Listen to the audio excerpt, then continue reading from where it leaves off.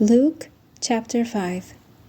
Jesus is teaching by the Sea of Galilee when he sees Simon Peter and his friends washing their nets after a night of unsuccessful fishing.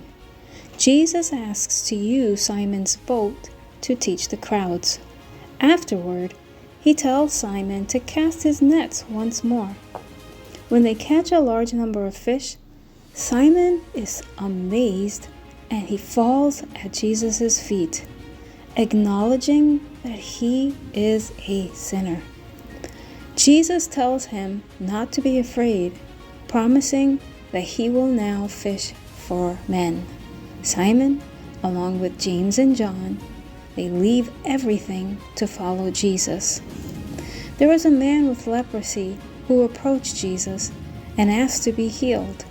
Jesus touches him and says to him, "Be clean," and immediately the man is healed.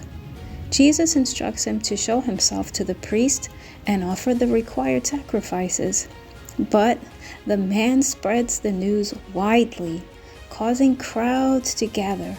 As a result, Jesus retreats to lonely places to pray. Jesus is teaching in a crowded house when some men bring a paralyzed man on a mat, hoping that he will get healed. Unable to reach Jesus due to the crowd, they lower the man through the roof. Jesus, seeing their faith, tells the man his sins are forgiven.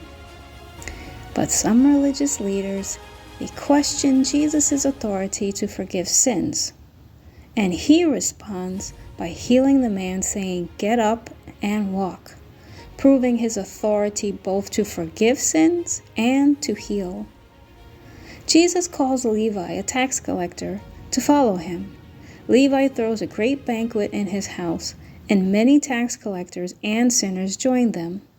The Pharisees criticize Jesus for eating with sinners, but Jesus responds that he came not to call the righteous, but sinners to repentance.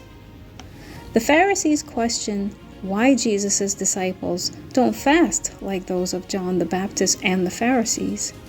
Jesus explains that while he, the bridegroom, is with them, it's not a time for fasting. But when he is gone, they will fast. He also uses parables to explain that new wine must be put into new wineskins, signifying that his teachings cannot be contained within old religious structures. This chapter highlights Jesus' authority to forgive sins and perform miracles, his call to ordinary people like Simon and Levi, and his emphasis on mercy, repentance, and following God.